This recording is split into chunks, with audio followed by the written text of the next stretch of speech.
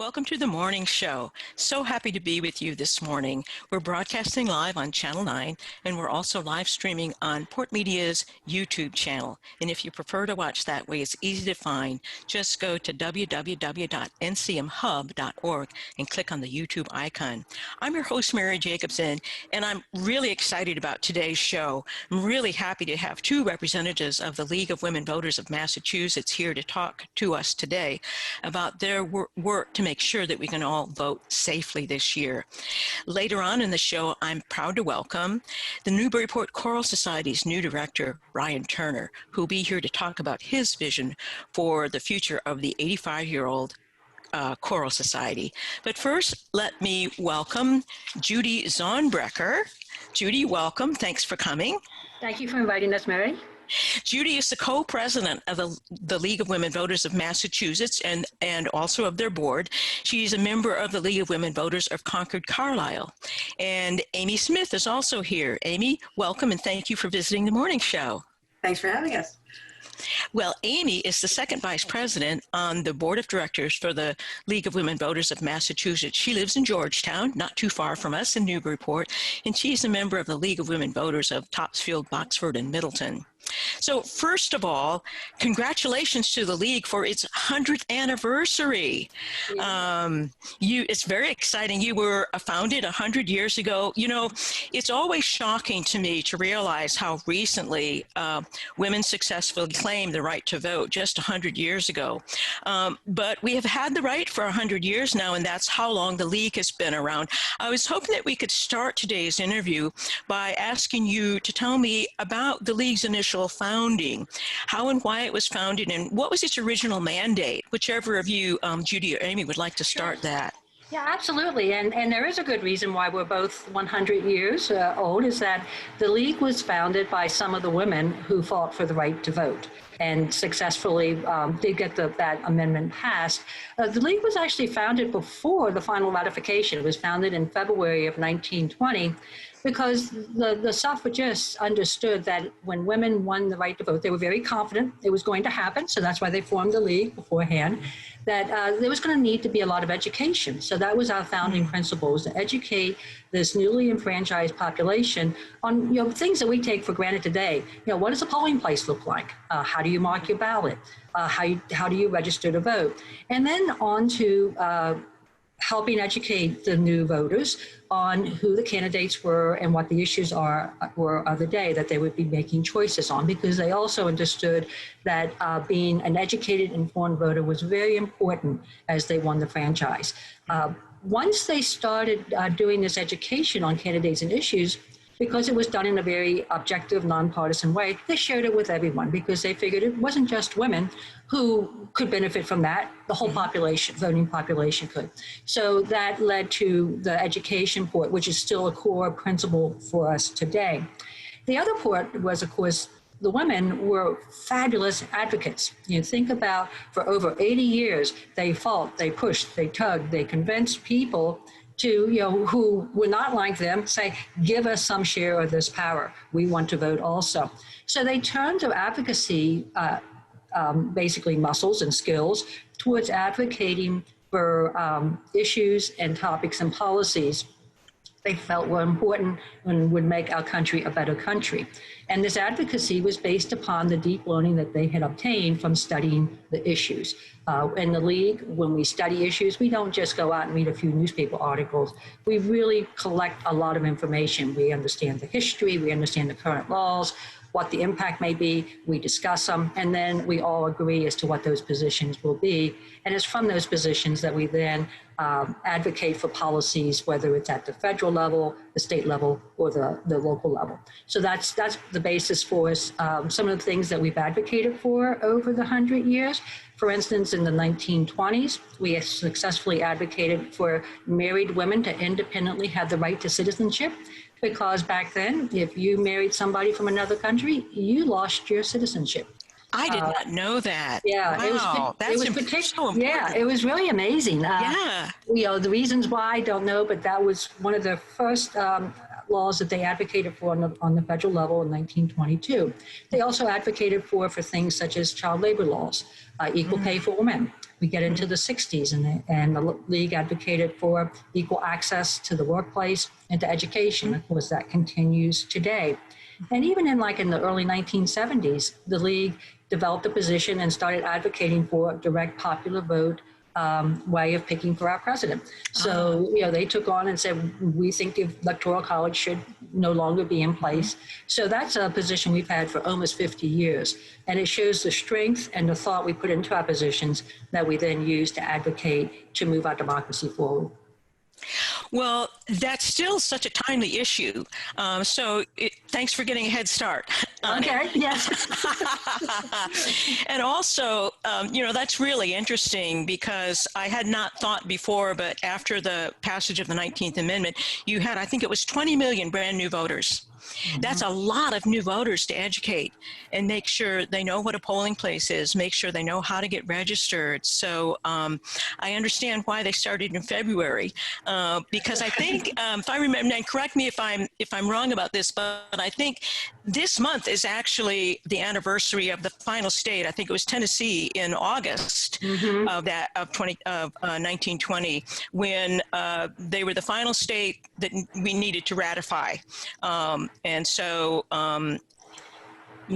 happy birthday, women's right to vote this month. Yes, right. So, yes, I believe it was August 26th. And unfortunately, with the pandemic, so many celebrations that groups had planned are going, we can't do them in person. Right, many of them are going virtual. But yes, it was a huge task, but the League was up to it, as were some other organizations, but the League focused on it.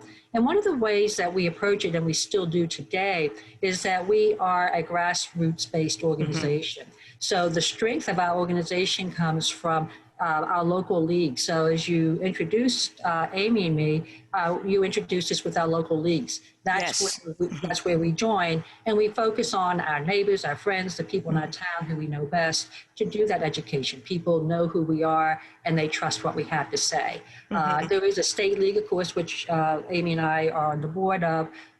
And so there's also at the state level, we advocate, do education there. And then there's a national level, but each of the levels focuses on kind of their playground. The state league focuses on state level issues because we have we have 47 leagues around the Commonwealth that focus on educating at the grassroots level. So that's a real strength. We're not just a bunch of email addresses. We are real people with feet on the ground doing stuff. And we have been for the last 100 years.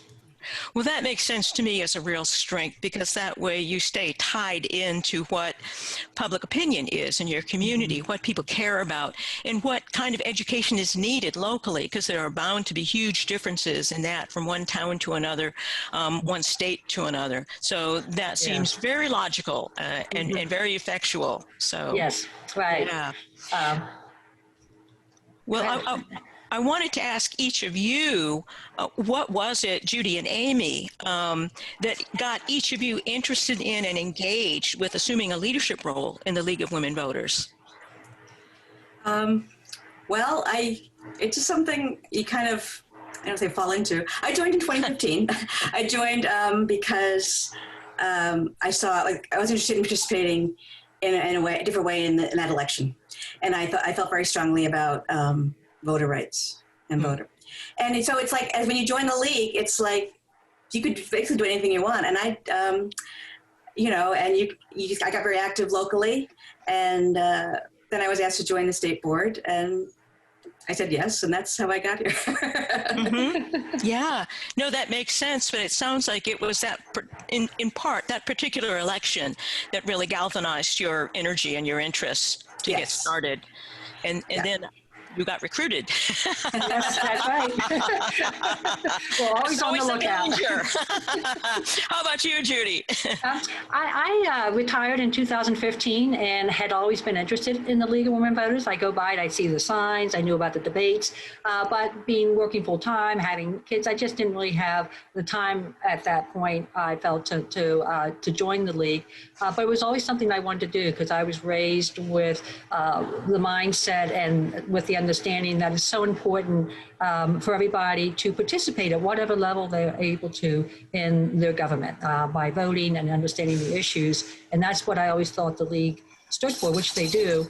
I joined. I'm at the Concord Carlisle League. I started doing voter service work, which is voter registration, running candidate forums, which was pretty exciting, especially when ran a candidates forum for the 3rd Congressional District in 2018. As you recall, for the Democrats, I think there were 10 candidates. Oh, my. We ran 2 of those. That was very exciting. But it was, so I really enjoyed it. I don't have a political background. I'm actually an engineer by training, but it did reinforce my point of view that any citizen, any person can get involved, start understanding these topics, and make an impact in the community. And like Amy, I guess if you do things, people kind of pick up on it and ask you to do some other stuff. And so I joined the board in 2017, did voter service statewide for 2 years, and now I'm the co-president of the league. But we're all volunteers. Well, wonderful, and thank you for being interested and for accepting the promotions that you were recruited for, because it's such important work. Voting, of course, is the very heart and soul of democracy, and a primary focus, of course, of your activism, as you pointed out, starting at the local level and building onion-like outward to the national levels. This, of course, is a year of extraordinary challenges because of the pandemic, and there's been so much written about mail-in voting and absentee voting, and of course, in the news every day are concerns about the functioning of the Postal Service. So these concerns involve both how to vote safely and how to ensure that your vote will actually be counted. So I would love to find out, what are the particular challenges that in the league you're observing and anticipating with this fall's elections, and what steps are you taking to help ensure voter access and voter safety? Well, I think that the biggest challenges we're seeing center around voter understanding of what their options are and how to exercise them. Because they have more, it's not just mail-in voting. We have early voting, and you can go to the polls. So, but there is a lot of confusion. There's a lot of information going out. There's a lot of controversial information. There's a lot of resistance. So we feel the best way to address that is through education and information, and making as much of that available as possible. We have our Vote 411 platform, where voters can log in and get nonpartisan information about everything from polling places to candidates. We're running candidates forums. For example, if I can put a plug in, for our very own 6th Congressional District, we're holding one on August 18th with Seth Moulton and his two challengers. Oh, excellent. So then that's an ability for voters to see what their candidates are saying,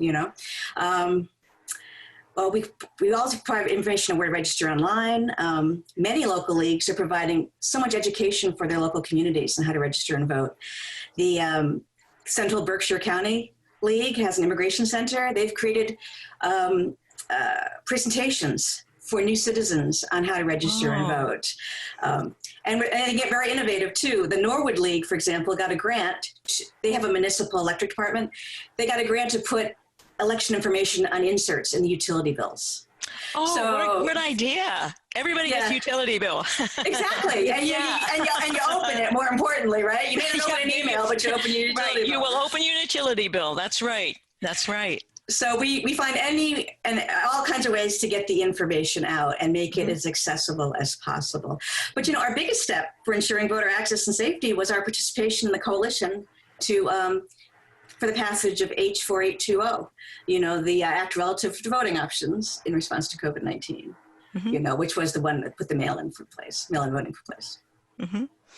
Could you say a little bit more about how people, you mentioned Voting 411, so that's a website, and could you just give the URL for that, how people can find that, because it sounds like it is a fund of knowledge that people need to have. It is. It's one-stop shopping. It's www.vote411.org. Okay, excellent. Great. Because, I take it from what you're saying, Amy, that the biggest barrier and a lot of the anxiety I think people are feeling is driven by lack of information about the different options that are available to people. And it's more than mail-in voting. It's also early voting as well as going to the polling place. So the more we know, the more we can each select for ourselves what feels right for us and what looks to be for us the safest and best option. Right, and they have that confidence to go and vote. That's right. That's right. Yeah, and if I may add, the other part about many people are concerned about tracking their ballot if they use mail-in ballot. Yeah. The Secretary of the Commonwealth has set up a tracking system so that you can check where your ballot is. Once you put in an application for a mail-in ballot and it's received by your town clerk, it will then track, saying, for instance, I checked mine the other day. It said your ballot has been mailed on August 6th. And lo and behold, it arrived at my house yesterday. Once I fill that out, send that back in, then I can go to that same website, put in my address, et cetera, and it will tell me where my ballot is, and it will tell me when it has been received by my town clerk's office. So that's a new system that has been put in place by the Secretary of the Commonwealth. And if you choose to vote by mail, you can go to trackmyballotma.com, and that's the address that the Secretary of the Commonwealth has set up. You type that in, that'll take you directly to that tracking tool, so that you can feel confident that you know where your ballot is through the process. And we are encouraging everybody to get started now. Check the registration now. If you want to vote by mail, put in that application now. And as soon as you feel comfortable submitting your ballot, send it back to your town clerk. And you can not only do it by U.S. mail, you could put it into a secure drop box if your town has one, or even just hand deliver it to your town clerk's office. So there's some different options on how to return that ballot. So just to underscore that, you can take it in person to your city clerk. That's right, but not to your polling place. It needs to be to the town clerk. Yeah. Right.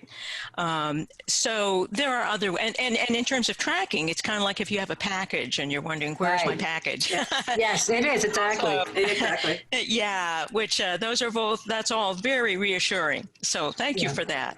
And it sounds as though you found ways to share the information that are easy and accessible for people. So that all sounds really helpful and incredibly important this year. Well, I'd love to ask you about some of the other ongoing projects and issues that the League is working on. I know that expanding voter access and voter registration in particular is an issue that you're concerned about. So are there specific actions or steps that you're taking currently to expand voter registration? We are, through the various education forums that Amy has mentioned, we are encouraging people and giving them the right address. So if they're in person, the actual forms to fill in so that they can register to vote. So, one of the key places we've registered voters has always been in immigration naturalization ceremonies. Those, because of the pandemic in our state, they restarted them up, but they're run in a very different way. So one of our members has worked with the Immigration Service and the Secretary of the Commonwealth Office, and are getting to the new citizens the voter registration form and information on how to fill it out.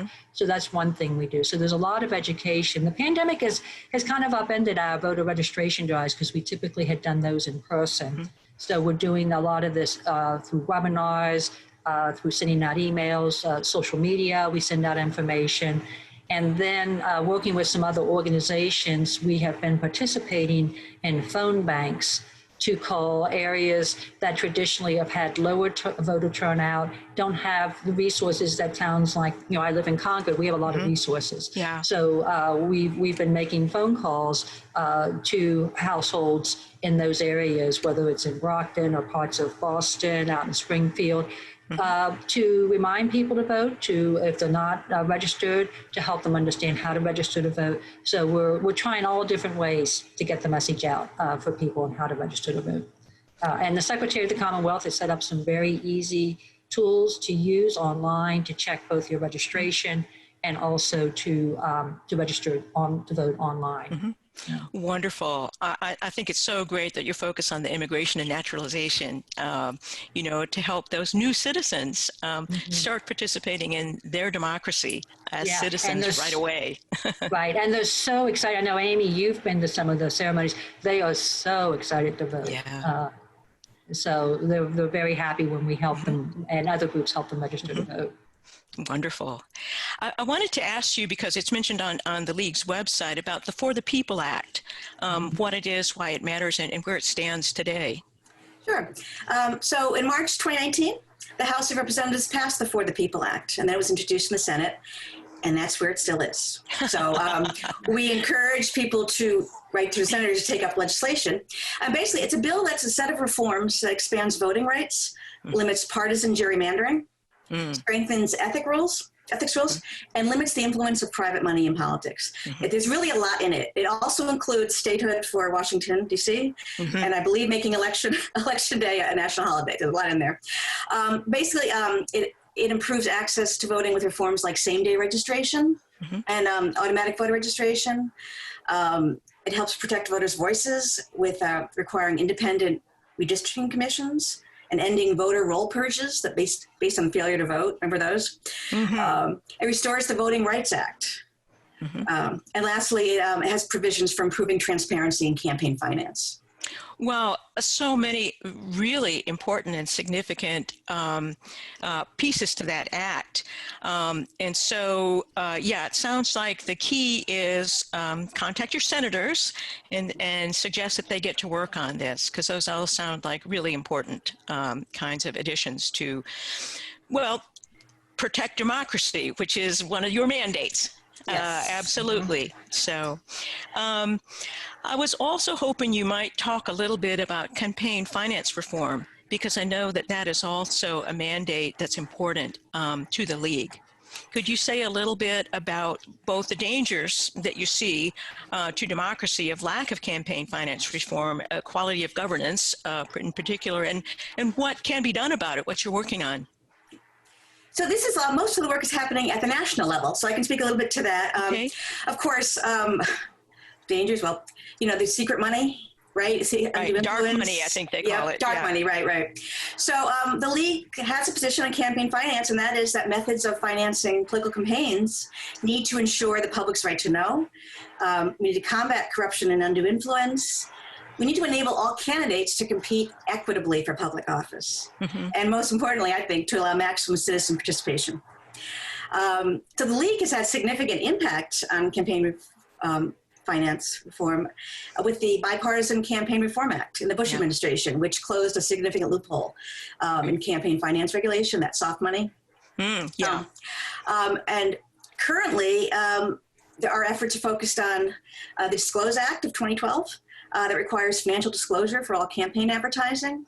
So trade organizations, corporations, or even wealthy individuals won't be able to make secret contributions to election ads, right? And then last but not least, we have a new campaign finance task force at the national level that consists of 9 people from all over the country who will be a resource to the National Board for input and information on campaign finance issues, including strategies for reform. Excellent. It seems to me like it's so important for people to know where the funding comes from, to be able to evaluate these behind-the-scenes connections. And so thank you for that. It's such important work. Well, I know, again, I did some research on your website, and I know that the census is also important. And of course, we've all been reading a lot about the census in the news lately too. So I was hoping that you could talk a little bit about the League's investment in this, why it's so important, and what you're doing to try and make sure that everybody does get counted. Sure. Yes, it is so important because it's only done once every 10 years. And there are so many important things that flow from everybody responding to the census. The League is very interested in it and works very hard to ensure everyone's counted, and the census is run fairly in a nonpartisan way because it does dictate redistricting. It will define how many representatives each state has, which also then is how many electoral college votes each state will have. But even within an individual state and locality, the census is used for redistricting for your state senators, state representatives, and many local elections too. So populations that are not counted, if there's large swaths of populations not counted, either people who are lower income, immigrants, because everyone is to be counted. It doesn't matter your immigration status. It doesn't matter whether you're a U.S. citizen or not. The Constitution says everyone who is in the country should be counted. So if there's large groups of people who are undercounted or not counted, then their chance of being fairly represented and when districts are drawn will be greatly reduced. So it does impact your vote at the end of the day counting, because if you're kind of bundled in and not fairly represented, you're going to have a weaker voice in our government. It also is very important for the allocation of funds. There is trillions of dollars that are, the federal government then sends to the states that are based upon the census. Things such as for schools, public transportation, roads, healthcare, hospitals, so many different things. For every person in Massachusetts who is counted in the census, that's worth about $2,300 per person per year. So It's a lot of money. It is a lot of money. Yes, It is. And again, it's not only at a statewide level, it can get down to individual cities and towns. I read in the Boston Globe about a month ago about in Chelsea, 10 years ago, they had identified that they were undercounted by about 10,000 people, which was about a sixth of the population. And that had a big impact on how much funding Chelsea would receive from the federal government on key social programs that would really be helpful for that population. Yeah. So it's so important to respond. This year, a number of things have made it difficult to carry out the census. The pandemic clearly is one of the issues that pushed off the door-to-door enumeration, where the census takers would go around after a certain period, start knocking on every household's door. That has just started up I think it was early last week. The enumeration has started in Massachusetts. And then people, of course, are distracted by the pandemic, so many people have not returned or responded online to the census. And then there's been a fair amount of fear of the federal government, unfortunately, among key populations. They have no trust whatsoever in the federal government. So we have been working with other organizations because we, along with other community-based organizations, are trusted organizations. And again, we're back to the thing we talked about with voter registration, many of the same techniques, doing virtual phone banks with a group called Mass Counts into hard-to-count communities, doing flyers in, say, places where school lunch, many times schools have provided food for the students who need it. So we've been putting flyers in there or stickers on the bag. So looking at all sorts of different ways to reach out in our communities to encourage people to respond to the census. And people can respond either online, by phone, or get a physical form and respond that way. And if they do it on their own, and that's called self-response, then an enumerator will not come to their door and knock on it. Okay. But there are enumerators starting now. They will be clearly identified. They're masked, they have hand sanitizer, they put in place, safety protocols so that it is safe for what they're doing for both the worker and for the households. So that is going on. In Massachusetts, we're about 65% responding, which is about 3 points above the national average, but still lower than where we were in 2010. But it's not even across the state. For instance, I was looking at the response map the other day, and there's some census tracts in Boston that the response rate is still only 26%. Out in the western part of the state, some of the rural counties where people don't have a street address for their mail, so they haven't received the information yet, they're down like maybe at 40%. And unfortunately, many of those communities where the response rate is really low are the ones who are in most need of, for instance, the federal funds and have their voice heard in government. So that's why we're doing the phone calling, webinars, road shows, all that within this coalition of other organizations to get the word out and encourage people to respond. Well, I'm so glad that you're working on that, because it is so important for all the reasons that you've enumerated to get an accurate count. So much is at stake. So we need to know who's there in our state. A tremendous amount of money, and also your representation in your governance is at stake. So, I'm really glad to hear that you're on it. Yes. And I think if the league is on it, it's going to happen. So, well, I had one kind of larger scale question, and it has to do with, a lot of people lately have been expressing a lot of concerns about the future of democracy in our country, because sometimes it looks as though constitutional checks and balances are at risk, and that there's just an institutional kind of weakness that's been exposed. And so, I was curious to find out from the both of you whether you feel hopeful about the elasticity of our democracy, that it can snap back, or do you feel worried that it's on life support? And if you feel hopeful, what makes you feel that way? I would say that while from my assessment and then looking at it from the league, what we're finding is that for a strong democracy, we have to participate. Mm-hmm. And perhaps over the past certain amount of time, for whatever reasons, we have not been participating as much as we need to. The most important way to participate is by voting and people becoming engaged and voting at all levels of government. Federal, state, and local elections is absolutely critical for our strong democracy and for us to move back. So we basically will make our democracy what we want to make of it. And the importance of voter turnout is, for instance, the Census Bureau did a survey and found that 61% of eligible voters, participated in the 2016 election. So this, whenever we look at whoever's in the White House, less than half of the eligible voters voted for that person because we don't have the same level of participation. But then you get down to local elections, and in Massachusetts, most local elections, we're lucky if 10% of the population turns out. Yeah, I've seen those statistics. So much happens at our local level. Yeah, absolutely. Right. Yeah. So it's a combination of encouraging people to vote. We can't necessarily just say, oh, you're a bad citizen because you don't vote, because there are barriers out to the voting. Whether it's polling places, the hours for polling places, the need to expand and continue to have early voting, educating people. So it's a combination of, let's understand what the barriers are. Let's continue to work both as a government and as a civic organization to reduce those barriers, but encourage people. And basically, the key message is that our democracy will be as strong as we make it by our own participation. What you say, Judy, reminds me of something that John Lewis said in the op-ed that was published in the New York Times the day of his funeral. Democracy is not a state, it's an act. Yes. And so we must act, we must participate. Right. So it will be as strong as our participation is. Amy, did you have anything you wanted to add on that front? Well, I'd like to just add a league tagline. We have a bumper sticker: democracy is not a spectator sport. Oh, very, very good. I agree. Good.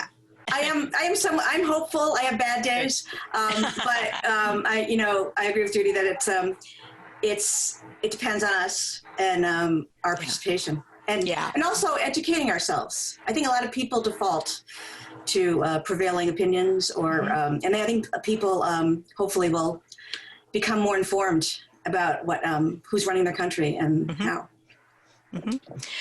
Well, both of you in the league are certainly doing more than your part to make sure that people are educated and have proper information so they know how to participate, and then have information about what stance to take, what they want to support.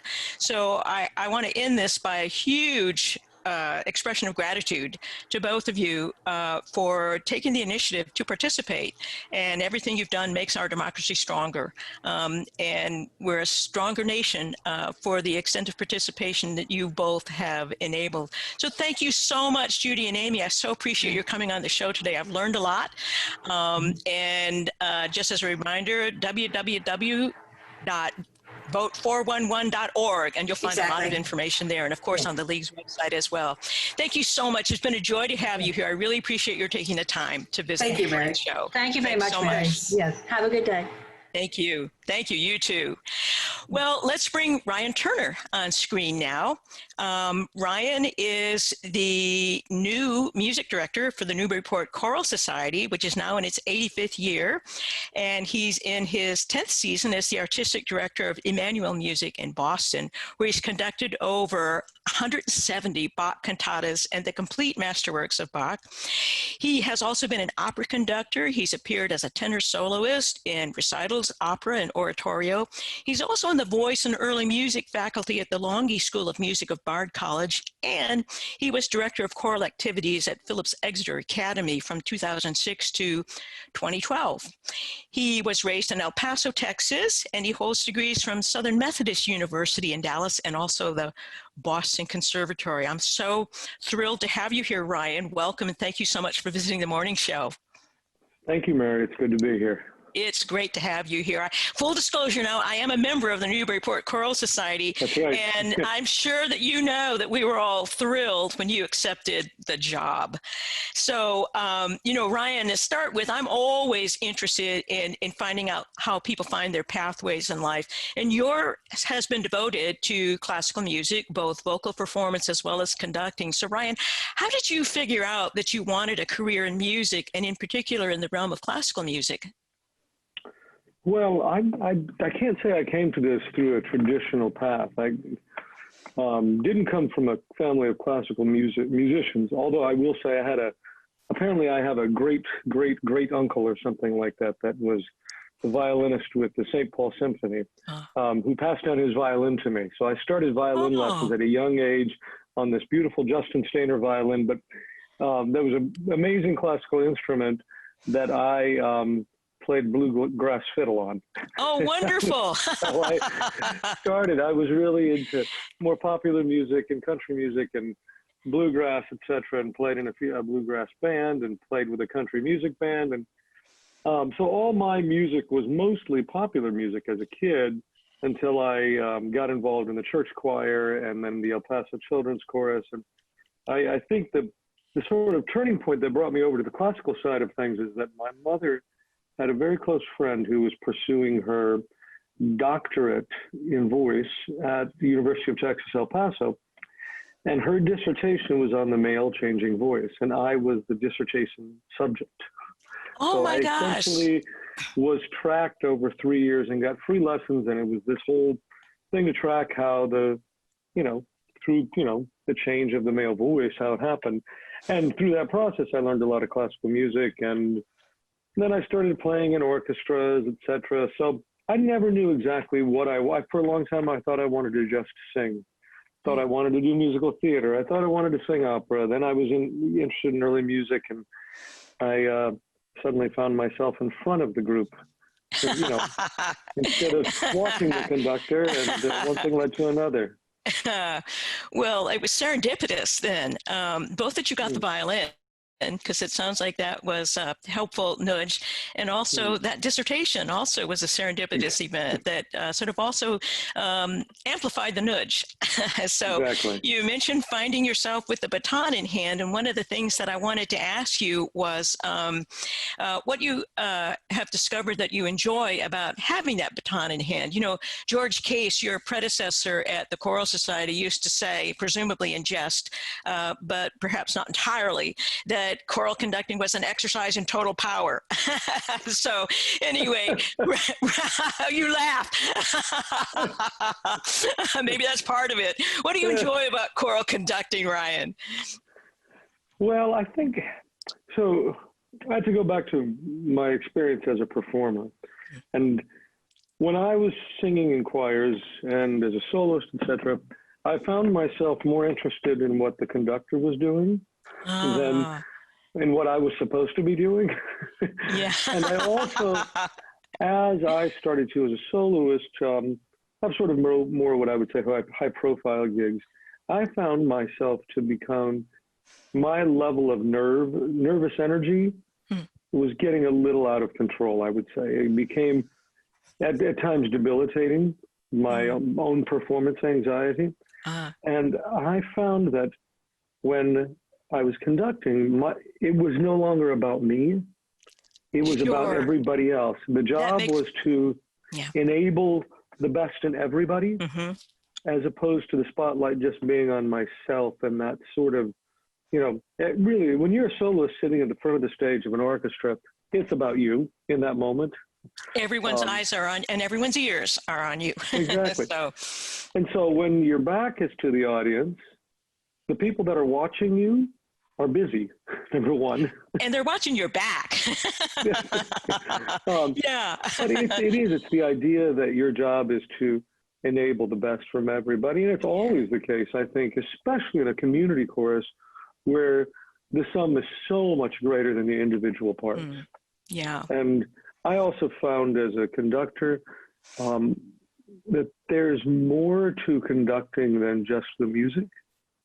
It's about being a communicator and an educator and sharing everything about the music. That as a soloist, it really is this sort of insulated event that's just about you at times. So being a conductor enabled me, I felt, to, this is going to almost sound preachy, but there was more almost like evangelizing that happens where you're able to share in a way that you can't as a soloist. Yeah, that's interesting. One of the things I wanted to ask you about, and you've started responding to it already, was how you see your particular approach to choral conducting. What you want choral members to experience with and learn from you or with you, and with what kind of results for an audience.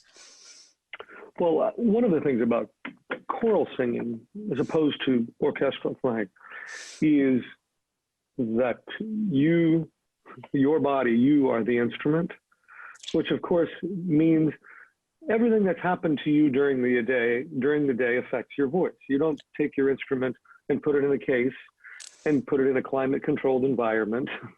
Right. And that's the beauty of it, though, that when we sing, we're expressing all our vulnerability and all the challenges of life in a way. It's an outlet.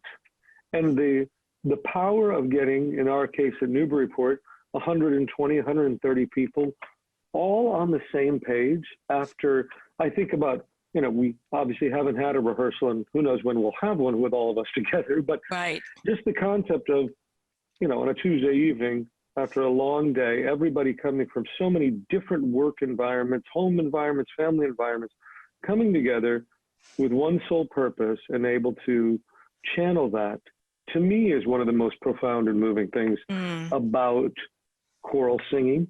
Yeah. And that you are the instrument doing it. Yeah.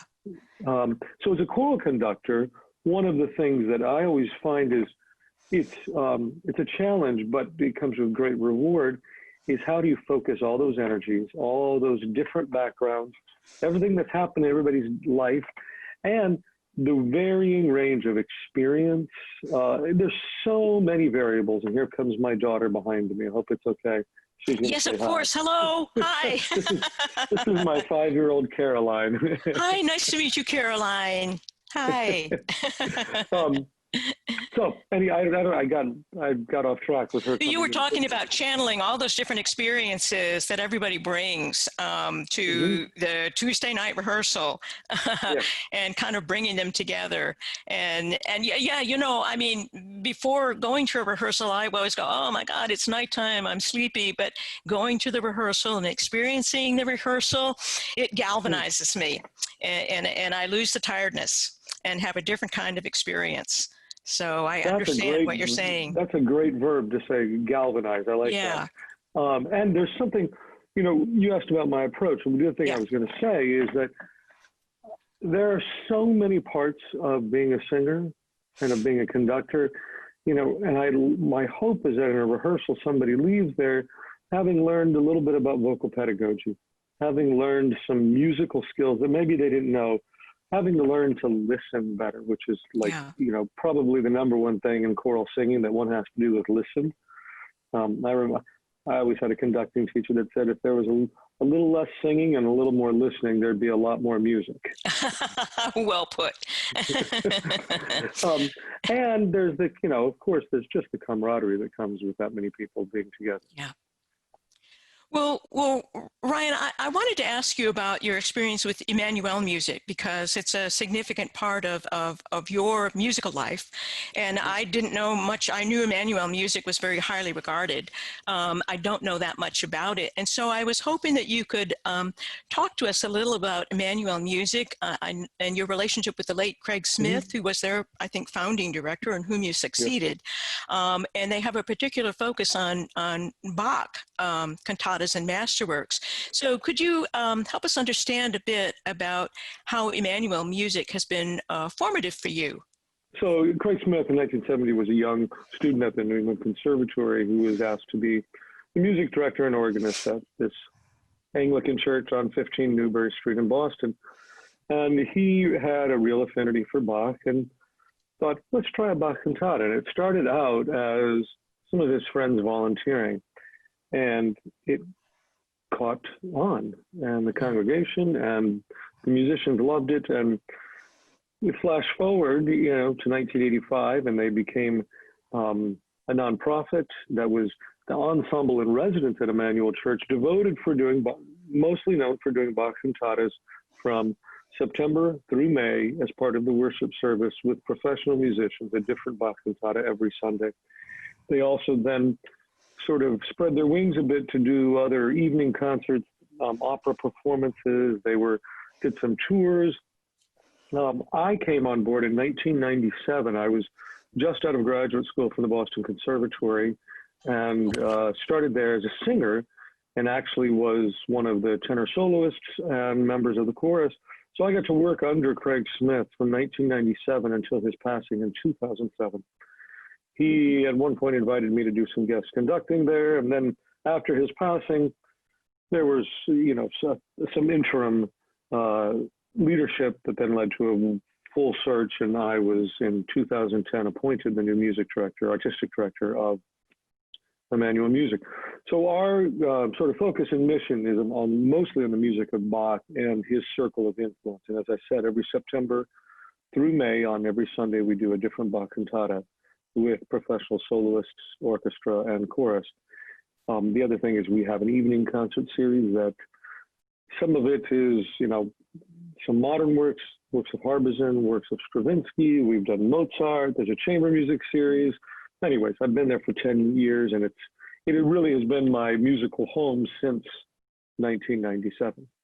I'll tell you one of the things as a conductor that has been very formative in my work at Emmanuel is what I see is, we call it the ensemble approach. The chorus, the orchestra are all a sort of ensemble of soloists as opposed to the sort of top-down method one thinks of as a conductor. It's an incredibly collaborative environment, and the collective experience of those musicians is such that it far exceeds my own. And I draw on the experience, the knowledge, the musicianship of my colleagues. And so it's a much more, as I say, collaborative process than one might think of the sort of maestro conductor paradigm we're used to from the top down. Well, one of the things that I had wanted to talk to you about, Ryan, was, in our Zoom meetings, one of the great things that Ryan did was have small groups on Zoom of choral members meet to get to know him, and we really appreciated it. It was great to get to know you and to actually get to know one another better. But you talked about wanting to launch a diversity initiative of composers who are perhaps not customarily part of the choral canon, women composers, composers of color. And I wanted to talk to you about what have some of the barriers been to having a diversity of composers included, and what makes this particularly important to you? Well, one of the things that I've been trying desperately during this pandemic to be glass half full as opposed to half empty. And, admittedly, some days are better than others. But one of the sort of benefits of this is that there's been a lot more time to think and to work on that sort of back of the mind to-do list that one always has rolling, but the pressures of daily life get in the way. Absolutely. And I've often thought that the classical music world is too homogenous. And there are many reasons why. And we can go way back to, elementary school education, and there are classical music programs in the schools. And there's only so much we can do as classical musicians, but especially I would say in the greater Boston area, the classical music world is a very white, privileged world of access. Yeah. And so along with some of my colleagues actually at Emmanuel Music, we started thinking about what in an ideal world, what do we want classical music to look like in 10 years, in 2030? And how do you work back from that? The whole Black Lives Matter movement and these ideas that I have felt that it's important for arts organizations to be active in this, but active not in a way that is a token or that is a Band-Aid, but that one sees real results. And those real results take time. It's not something that you can just send out a statement, right, and then you wash your hands and you're done with it and life goes back to normal. So my thinking was, how do we change things? We have to start from what do we want it to look like and then work backwards.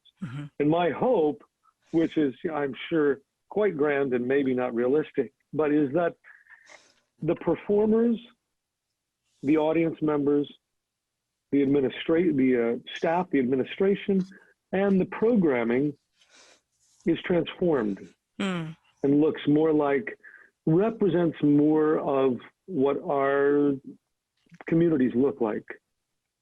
And so, as it relates to Newburyport, one of the things I kind of mentioned it when you were off air was that I'm having a gentleman, Reginald Mobley, who's a African-American countertenor, a good friend of mine, come talk to us about ideas of diversity, equity, and inclusion and access, and especially as it relates to choral singing and how, so for so long, I think white choirs love doing spirituals. And I do it myself. I love singing that music. I love conducting it. And it's often the token piece at the end of a concert. And I think it's important for us all to know that the spirituals so often were arranged for the entertainment of white audiences. That these were not pieces. That's not what they sounded like when they were original songs learned by rote. And how do we not appropriate, but be appropriate in our rendering of these pieces? And so I have this colleague of mine who's going to come talk to us about that. And it's also, this is a huge learning curve for me as well, which I'm excited to dig deeper in this. Also, how do we make sure that our programming reflects the communities in which we live, and how does our programming challenge the communities in which we live? I really feel there's a obligation, and it's a joyful obligation as arts organizations to broaden our horizons, not only of our members, but of our audiences. So I'm hopeful that we can start looking at more of the works of female composers, of composers of color, and not only those contemporary ones, but ones that have been forgotten.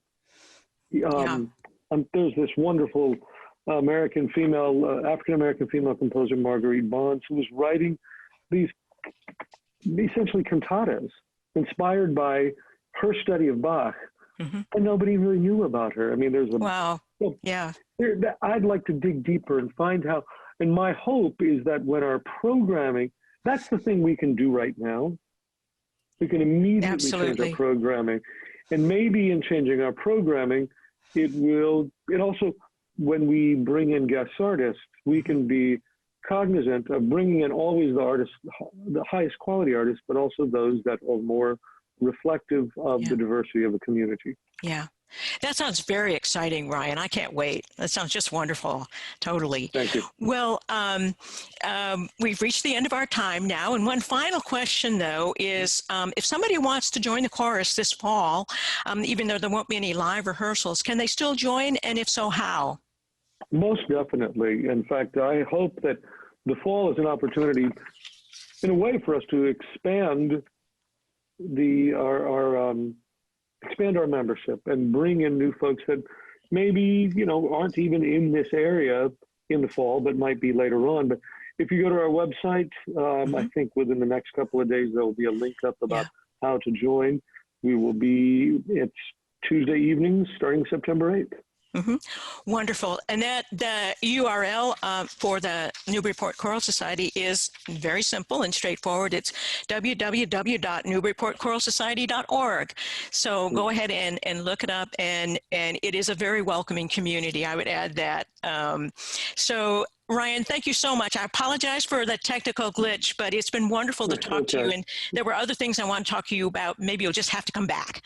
There you go. Sounds good. So thank you so much. Thanks for watching, everybody. I hope you'll join us next Thursday on The Morning Show, when I'll be pleased to welcome Marla Andrews. She's a humane educator at Unity Farm Sanctuary in Sherburne, Massachusetts, and she'll be talking to us about the rescue work they do there that enables these magnificent animals to live out their lives in health and peace. She'll talk about the wisdom of these animals, what they have to share to us, and some of the research that's been done to demonstrate the emotional and cognitive abilities of farm animals that may surprise you and that may make you shift your view of them as sentient fellow beings rather than ingredients. So I hope you join us next Thursday at 9 a.m. on The Morning Show. And if you missed part of today's show, it will be available for viewing on Port Media's YouTube channel playlist for The Morning Show at www.ncmhub.org. Just click on the YouTube icon. Thanks, everybody. We'll see you back here next week. Bye now.